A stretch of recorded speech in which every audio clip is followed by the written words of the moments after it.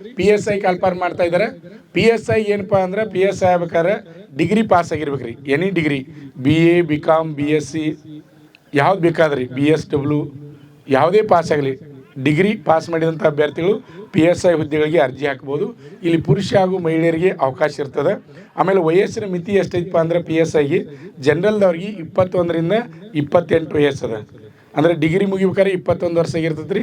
ಅದರ ನಂತರ ಸ್ಟಾರ್ಟ್ ಆಗ್ತದೆ. ಜನರಲ್ದವ್ರಿಗೆ 21ರಿಂದ 28 ವಯಸ್ಸದ. ಅದೇ ರೀತಿಯಾಗಿ OBC ಅಭ್ಯರ್ಥಿಗಳಿಗೆ 21ರಿಂದ 31 ವಯಸ್ಸದ. SC ST ಕ್ಯಾಟಗರಿ ಫಸ್ಟ್ದವ್ರಿಗೆ ಏನಪ್ಪ ಅಂದರೆ 21ರಿಂದ 33 ವಯಸ್ಸು ತನ ಅವಕಾಶವನ್ನು ಕೊಟ್ಟಾರೆ. PSI ಆಗ್ಬೇಕಾದ್ರೆ ಹೈಟ್ ಎಷ್ಟು ಇರಬೇಕಪ್ಪ ಅಂದ್ರೆ 168 ಸೆಂಟಿಮೀಟ್ರ್ ಪುರುಷ ಅಭ್ಯರ್ಥಿಗಳು. PSI ಆಗ್ಬೇಕಾದ್ರೆ 168 ಸೆಂಟಿಮೀಟ್ರ್. ಅದೇ ರೀತಿಯಾಗಿ ಮಹಿಳಾ ಅಭ್ಯರ್ಥಿಗಳಿಗೆ PSI ಆಗ್ಬೇಕಾದ್ರೆ 157 ಸೆಂಟಿಮೀಟ್ರ್ 157 ಸೆಂಟಿಮೀಟ್ರ್. ಇಲ್ಲಿ ಪುರುಷ ಅಭ್ಯರ್ಥಿಗಳಿಗೆ ಫಿಸಿಕಲ್ ಏನಿರ್ತದಪ್ಪ ಅಂದ್ರೆ 1600 ಮೀಟ್ರ್ ರನ್ನಿಂಗ್ ಇರ್ತದೆ. 7 ನಿಮಿಷನ್ಯಾಗ ಕಂಪ್ಲೀಟ್ ಮಾಡಬೇಕು. ನೀವು ಆರ್ಮಿ ಅವ್ರಂತೂ ಈಗ 6:15 ಕಂಪ್ಲೀಟ್ ಮಾಡ್ತೀರಿ. PSIಗೆ ಹೆಂಗೈತಪ್ಪ ಅಂದ್ರೆ 1600 ಮೀಟ್ರ್ ಓಟವನ್ನು 7 ನಿಮಿಷನ್ಯಾಗ ಓಡಿ ಪೂರ್ಣ ಮಾಡಬೇಕು. ಅದೇ ರೀತಿಯಾಗಿ ಲಾಂಗ್ ಜಂಪ್ ಇರ್ತದೆ.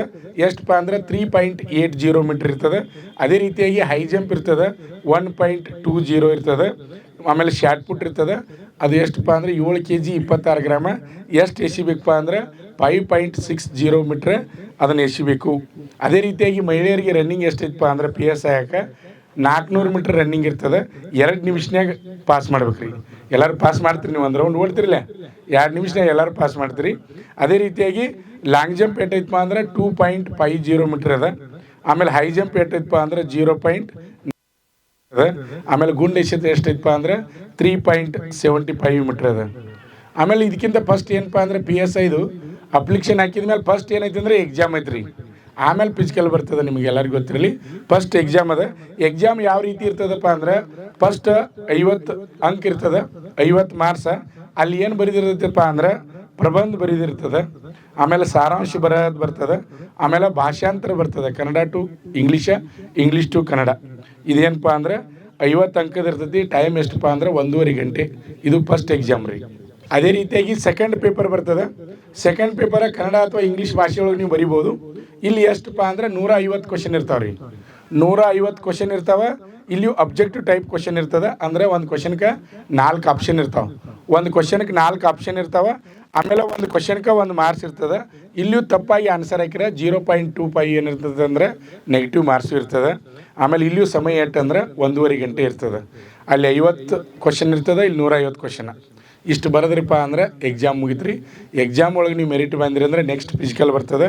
ಫಿಸಿಕಲ್ ಆದಮೇಲೆ ನೆಕ್ಸ್ಟ್ ಬರೋದು ಏನಪ್ಪ ಅಂದ್ರೆ ಮೆಡಿಕಲ್ ಬರ್ತದೆ. ಮೆಡಿಕಲ್ ಆದಮೇಲೆ ನೆಕ್ಸ್ಟ್ ಬರೋದು ಏನಪ್ಪ ಅಂದರೆ ಫೈನಲ್ ಡಾಕ್ಯುಮೆಂಟ್ ವೆರಿಫಿಕೇಷನ್ ಮಾಡಿ ಫೈನಲ್ ಮಾಡ್ತಾರೆ. ಫಸ್ಟ್ PSIಗೆ ಸಂದರ್ಶನ ಇತ್ತು ರೀ.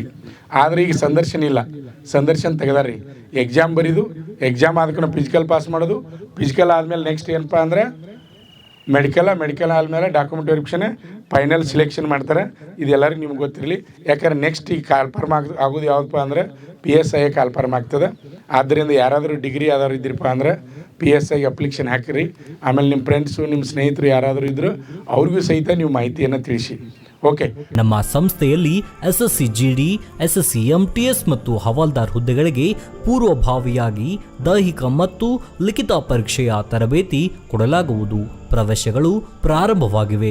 ಪಾಲಕರ ಆಶೀರ್ವಾದ, ಯುವಕರ ಪ್ರೋತ್ಸಾಹದಿಂದ ಸರ್ಕಾರದಿಂದ ಮಾನ್ಯತೆ ಪಡೆದು ಕರ್ನಾಟಕದಲ್ಲಿ ಯಶಸ್ವಿಯಾಗಿ 21ನೇ ವರ್ಷದಲ್ಲಿ ಮುನ್ನಡೆಯುತ್ತಿರುವ ಸಂಸ್ಥೆಯಿಂದ ಇಂಡಿಯನ್ ಆರ್ಮಿಯಲ್ಲಿ Agniveer, general duty, tradesman, army assistant officer, store keeper ಮತ್ತು ಟೆಕ್ನಿಕಲ್ ಹುದ್ದೆಗಳಿಗೆ ಅಗ್ನಿವೀರ ಇಂಡಿಯನ್ ಆರ್ಮಿಯನ್ನ ಸೇರಬಯಸುವ ಅಭ್ಯರ್ಥಿಗಳಿಗೆ ಪೂರ್ವಭಾವಿಯಾಗಿ ಕಂಪ್ಯೂಟರ್ ಬೇಸ್ಡ್ ಎಕ್ಸಾಮ್ ಹಾಗೂ ದೈಹಿಕ ಪರೀಕ್ಷೆಗಳಿಗೆ ತರಬೇತಿ ನೀಡಲಾಗುವುದು.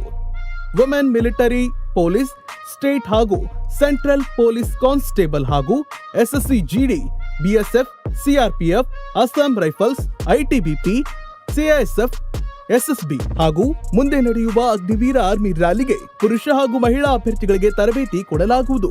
ಹಾಸ್ಟೆಲ್ ಸೌಲಭ್ಯ ಕೂಡ ಇರುತ್ತೆ.